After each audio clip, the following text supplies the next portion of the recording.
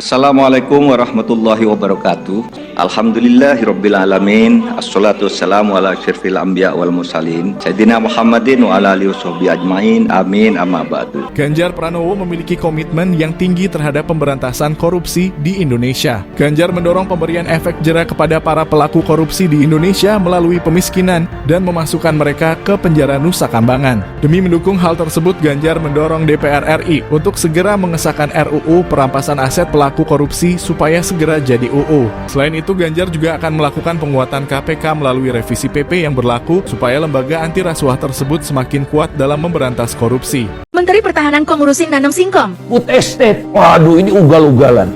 Tempo, ugal-ugalan bener. Jadi untuk menghasilkan singkong, uangnya triliunan, kan goblok.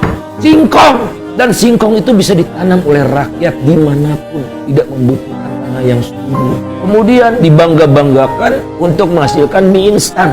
Satu bungkus mie instannya 9.000, nggak ada yang beli rakyat. Dan yang menjadi komandannya bukan Menteri Pertanian, tapi Menteri Pertahanan. Ini udah salah kacau luar biasa. Akhirnya dimobilisasi tentara aktif. Udah nggak bener nih negara kayak begini. Yang paling banyak merugikan keuangan negara itu Pak Jokowi. Jadi presiden itu harus terukur, kelembagaannya diatur, dicek dulu sama Bappenas. Ada gunanya Bappenas untuk jadi tangan kanan presiden. Anda tahu akibat nikel dilarang, biji nikel yang dilarang ya, biji nikel dilarang, 95% biji nikel itu dipakai untuk perusahaan Cina. Dikasih harga, kan gak ada harganya di Shanghai $80. Pemerintah resmi menetapkan buat Cina itu $34. 95% produknya diekspor ke Cina, bebas bayar pajak 30 tahun. Tolol itu namanya. Nah, kenapa industri penting? Karena industri itu menciptakan nilai tambah. Diolah, tadinya karet itu harganya 10 bisa jadi 100 gara-gara jadi ban, kan gitu. Nah, sekarang dijual semua. Bahkan lebih parah lagi, sekarang kita sudah kasih kekayaan alam itu kepada investor. Biji nikel itu investornya dari 21 dari China daratan itu. Fantastis nih. Jadi kalau pabrik mereka di China beli biji nikel di pasar Shanghai itu harganya $80. Pemerintah Indonesia menetapkan harganya $34 saja kalau di sini. Tidak ada negeri yang setolol ini, maaf ya. Jangan berharap Indonesia emas. Yang ada sekarang kalau kita potret, Indonesia cemas. Artinya saya cemas terhadap nasib kalian. Pertama, lapangan kerja yang tercipta makin gak bermutu. Lebih banyak pekerja informal daripada pekerja formal. Utang yang menumpuk, kalian yang bayar, dan utang kami. Lingkungan dirusak, ini kita rasakan sendiri kan. Lingkungan dirusak, jelas sudah pemerintah mengakui bahwa penyebab utamanya adalah pembangkit listrik tenaga batu bara. Jelas. Usia Anda makin pendek, ini pengaruhnya racun semua ini. Usia Anda makin pendek, dan umur rata-rata orang Indonesia namanya life expectancy at birth, jadi angka harapan hidup waktu lahir itu kita tinggal 67 tahun. Terus kekayaan alam udah digaruk semua sama generasi sekarang. Kalian diam aja, nasib kalian akan sangat besar. Maka bersuaralah kalian, menyampaikan pandangan subjektif Anda tentang masa depan. Nah, oleh karena itu tidak sepantasnya lagi saya yang bicara, kalian yang bicara. Yang mau dipanggil oleh Allah Subhanahu Wa Taala. Saya bilang, insya Allah nggak menderita banyak. Yang menderita banyak kalian yang hidup di Indonesia masih 40, 50, 60 tahun lalu. Terus kita pakai apa? Bersuaralah atas ketamakan generasi sekarang, keugal-ugalan generasi sekarang yang membuat Anda lebih menderita. Nah, hilirisasi itu dalam bentuk apa? Diundanglah investor dari luar negeri, sebagian besar dari China, untuk membangun unit pengolahannya, namanya smelter.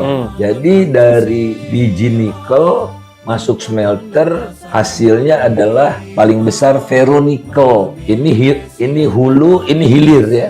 Jangan dianggap ferronikel ini ada di hilir sini, masih jauh. Ini cuma baru di sini 25%. Ferronikel hasil dari hilirisasi itu tidak dihilirkan lagi, tapi dijual ke China. Jual ke China menghasilkan sendok, garpu, pisau, tumbler, kan ada stainless steelnya itu.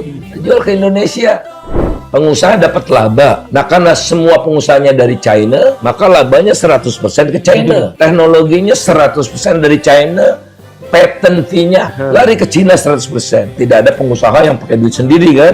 Dari banknya 100% dari bank China. Maka bayar bunganya ya 100% ke China. Mana? Hilirisasi apa itu namanya? Seberapa sih greenflation itu? Jadi kenaikan harga-harga yang terjadi pada komoditas tertentu sebagai konsekuensi dari program transisi energi yang tadinya pakai fosil menjadi non-fosil. Di Indonesia saja ada itu. Nah jadi kalau dianggap biodiesel itu green, ada program B20, B25, 30 gitu, maka CPO-nya secara relatif berkurang untuk minyak goreng. Harga minyak gorengnya melonjak sampai 20.000 waktu itu. Itu greenflation banget itu. Jadi sifatnya sementara. Kemudian efek dari itu terhadap total inflasi ya kecil. Contohnya minyak goreng mahal. Kan nggak ngefek ke inflasi terlalu besar karena minyak goreng itu kebutuhan yang relatif sedikit daripada total pengeluaran masyarakat. Sederhana saja, kalau menurut ilmu ekonomi, saya nggak tahu ilmunya Seto apa. Menurut ilmu ekonomi, nilai tambah itu adalah output minus input antara. Outputnya misalnya produk smelter, input antaranya kan nikel. Itu yang langsung. Nah, siapa yang menciptakan nilai tambah itu adalah pengusaha. Pengusahanya 100% dari Cina, ya nilai tambahnya lari ke China. Kok susah amat sih dihitung-hitung. Kemudian kedua, modalnya dari China. Jadi modalnya itu dari bank China.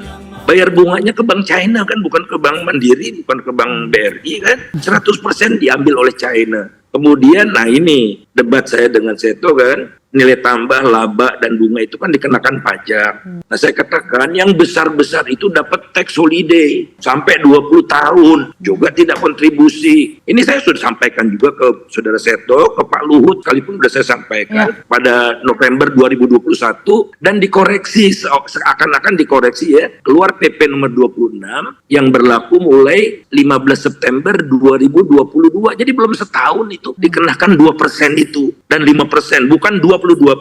Kalau kita ekonomi ngitungnya itu opportunity cost. Jadi saya bertanya kepada pemerintah, berapa pendapatan yang seharusnya didapat pemerintah hilang. Jadi jangan disampaikan pendapatan pemerintah dari pungutan itu naik dari sekian ke sekian. Itu kan tidak fair. Harusnya kita dapat berapa? Harusnya. Niscaya puluhan kali lipat dari yang kita nikmati sekarang. Jadi Bapak, menurut Anda Pak, memang ada kesalahan dalam hal, ini dalam hal investor, smelter itu mostly dari China. Lalu ekspor dilakukan oleh mereka, operatornya dari China, diekspor ke China, dan yang menguntungkan, yang dapat untungnya ketika sampai devisanya hanya sampai 1 hari saya di Indonesia, lalu dibawa karena memang itu haknya kembali lagi ke China. Nah sebenarnya dalam hilirisasi, misalnya dari financing smelter-smelter ini, itu idealnya, harusnya investornya apakah dari dalam negeri ataukah memang dari luar negeri, kita masih tetap bisa meminta financing dari beberapa pihak atau negara lain. Nah dalam hal ini kalau memang besar idealnya dari dalam negeri,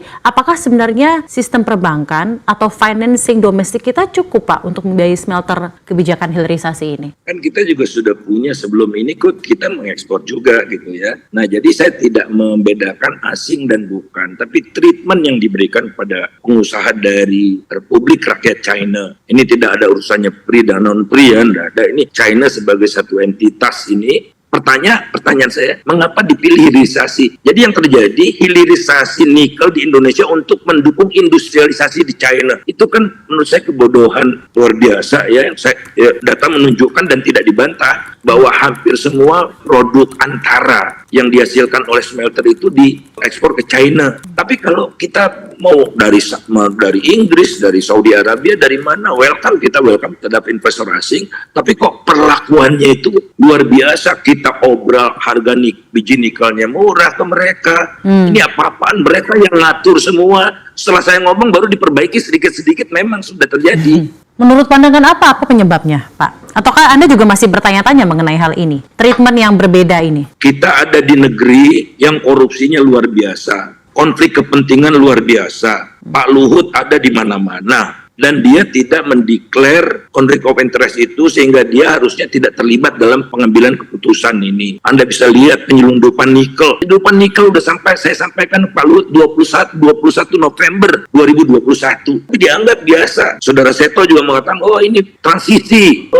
udah kadung di pelabuhan dan sebagainya. Jadi mendinai terus begitu. Soal tenaga kerja asing juga seperti itu. Mereka datang tiap bulan tuh ribuan lewat Samratulangi, tidak pakai paspor, visa kerja. Ya. Dibiarkan saja selama ini. Jadi ini negara bagian Cina apa provinsi Indonesia gitu. Orang jadi bertanya-tanya. Baik, Belum Pak Faisal. perusahaan lingkungan yang terjadi. Di tengah demokrasi yang dulu, private power menguat, ya, private power menguat, dan mereka kian porak. Private power semakin menggurita dan paling makin porak. Kita harus lawan kesombongan bertauhid itu, ya, itu harus dilawan dan harus diingatkan dan harus dimiskinkan kalau dia kalah dengan beradab, bukan dengan balas dendam, mengundang, tapi dengan keadaban, dengan aturan main yang memang menyebabkan polanya bertauhid dan kawan-kawan itu, yang mengklaim 30% kekuatan ekonomi nasional akan memenangkan pasangan tertentu. Ini kurang ajar orang. Kita tahu kurang ajarnya dari mana, karena sudah menyatu kekuatan state dan korporasi, di mana Boy Tohin dan kawan-kawan tahun 2012 menikmati windfall profit dari batu bara, ya, sehingga pendapatan dari ekspor batu bara saja 1.000 triliun, dan negara 1 sen pun tidak ngambil dari windfall profit itu, sebagaimana Australia, Amerika Serikat, seluruh negara Uni Eropa, dan beberapa negara berkembang di Mongolia menerapkan windfall tax. Indonesia zero, karena ancang-ancang untuk modal pemilu ini, sehingga dia bisa pernah seperti tadi itu, pernahnya luar biasa. Syukur grup-grup bisnis yang diklaim oleh Boy Tohe di belakang dia menyanggah satu demi satu. Dan tidak ada nih yang mengawasi, tidak ada yang menegur kepongahan seperti ini. Lanjut, supaya saya tidak darah tinggi, saya harus pindah dulu. Nah, saya Islah Barawi terus terang merasa bahagia dan bangga atas penunjukan dari PDIP sebagai cawapresnya Pak Ganjar Pranowo kepada sesepuh saya Pak Mahfud MD. Kalau kita mau melihat sosok yang punya integritas, perjuangan terhadap negara ini demi tegaknya hukum, demi upaya-upaya untuk menghilangkan berbagai tindakan-tindakan kejahatan koruptif di negara ini, maka saya sangat bangga untuk mendukung Pak Mahfud MD. Seluruh masyarakat Indonesia yang masih berharap untuk tegaknya hukum di seluruh Indonesia, maka mari kita dukung Pak Mahfud MD. Insya Allah dengan ridho Allah Subhanahu wa Ta'ala, langkah kita dalam mewujudkan Indonesia sejahtera lahir batin, adil dan makmur akan mendapatkan jalannya. Qabul. Saya ingin sampaikan kepada seluruh keluarga besar Nahdlatul Ulama, ya ayyuhan nahdawiyun, idza huyyitum bi tahiyyatin fahayyu bi ahsana minha aw rudduha. Insyaallah Nahdlatul Ulama juga tidak akan pernah jauh-jauh dari Ganjar Mahfud. Mahfud MD adalah cawapres ideal dampingi Ganjar. Pengamat mengatakan sejalan dengan nurani rakyat. Mahfud MD yang akhir-akhir ini ibarat singa buas yang sangat ditakuti para koruptor serta politisi bermasalah, itu diyakini publik sebagai sosok yang tepat jadi cawapres untuk mendampingi Ganjar. Tempat ini menjadi saksi bagaimana pidato Bung Karno selalu menggetarkan. Dedication of life disampaikan di sini, mengajarkan kita agar bisa mengabdi pada bangsa dan negara. Hari ini kita meneguhkan hati, bekerja keras dengan api semangat yang tak pernah padam, menangkan PDI Perjuangan dan calon presiden PDI Perjuangan Ganjar Pranowo. Seperti Mbak Puan tadi sampaikan, itu juga Bapak Ibu yang mesti kita pertahankan, kita lanjutkan. Bapak Ibu, itu tidak akan terwujud kalau kita tidak kompak. Maka pesan Bu Mega kepada kita semuanya, agar kita bisa bersatu, kita berdiri seteguh karang yang tetap tegar dalam gempuran-gempuran ombak sekeras apapun. 2013 lalu, pemilihan Gubernur Jawa Tengah, PDI Perjuangan dan Ganjar Pranowo memenangkan itu. Dan itu di bawah pimpinan Mbak Puan. Insya Allah kita akan mengulang kembali di 2024. Mohon doanya.